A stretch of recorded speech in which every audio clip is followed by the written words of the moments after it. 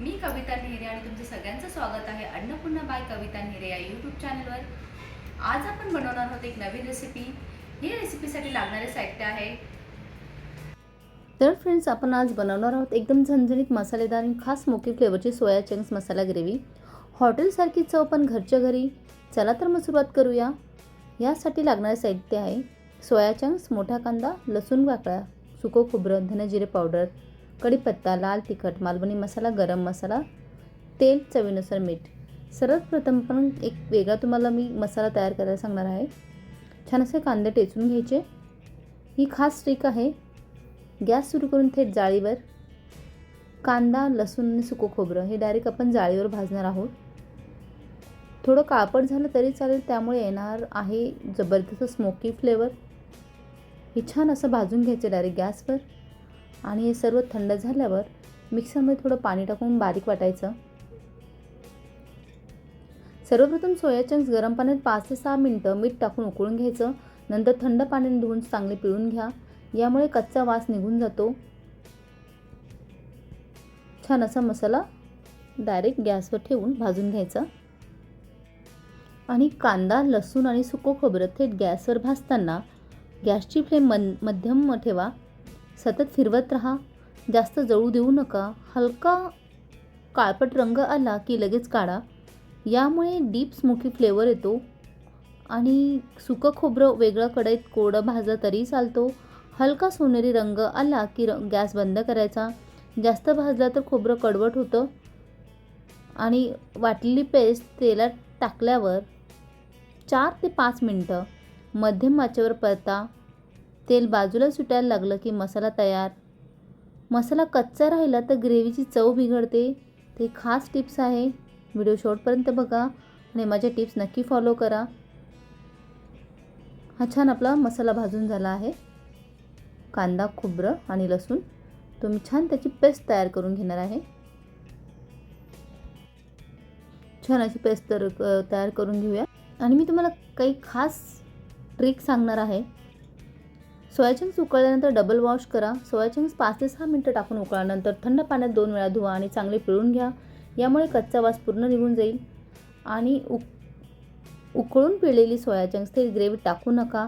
कढईत 1 ते 2 चमचे तेल टाका, जिरे टाका, मोहरी टाका, कढीपत्ता टाका आणि 4 ते 5 मिनिटं हलक्या आचेवर शॅलो फ्राय करा। हलकेसे सोनेरी आणि थोडेसे कुरकुरीत झाले की गॅस बंद करा। याचा फायदा चंक्स सॉफ्ट पण स्पंजी होत नाही। मसाला आतपर्यंत मुरतो, ग्रेव्हीत टाकल्यावर फुटत नाही, टेस्ट दुप्पट वाढते। तर नक्की ट्राय करा। ही ट्रिक कुणीच यूज केली नसेल, पण नक्की ट्राय करा अशी करा। आणि शॅलो फ्राय केल्यानंतर त्यात चिमूटभर मीठ, थोडेसे लाल तिखट, थोडासा गरम मसाला मिक्स करून 5 ते 6 मिनिटं झाकून ठेवा, यामुळे चव अजून वाढते। नक्की या पद्धतीने ट्राय करा। आणि हो, तडका प्लस मसाला पूर्ण परतवून तेल सुटल्यावरच सोया चंक्स घाला। मग 5 ते 6 मिनिटं मंद आचेवर झाकण ठेवून शिजून द्या। आज मी तुम्हाला सांगणार आहे सोया चंक्स बनवायची अशी ट्रिक जी 90% लोक करतच नाही, म्हणूनच त्याची भाजी रबरासारखी होते। छान असं शॅलो फ्राय करून घ्यायचं। ह्या अशाही तुम्ही खाऊ शकता। एकाच रेसिपी 2 रेसिपी दडल्या आहे। तुम्ही असं मुलांना खायला देऊ शकता, छान लागतं। स्टार्टर म्हणून पण खाऊ शकतात। आणि आपण त्याच कढईमध्ये मसाला तयार करणार आहोत। त्याच कढईत तेल गरम करा।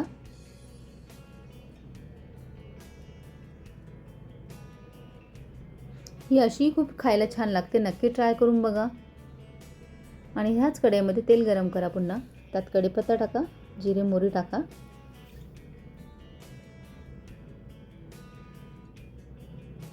हिंग टाकूया,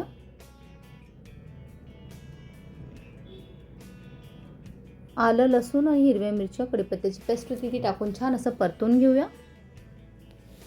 छान असा फ्लेवर येतो, तडक्याचा छान असा सुगंध घरभर सुटतो।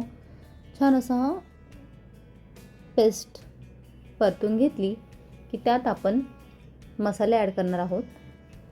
हे घरगुती मसाला आहे, गरम मसाला, लाल तिखट मसाला, मालवणी मसाला, हळद, धना जिरे पावडर छान असं मिक्स करायचं. चवीप्रमाणे मसाले तुम्ही ॲड करा आणि त्यामध्ये आपण टाकणार आहोत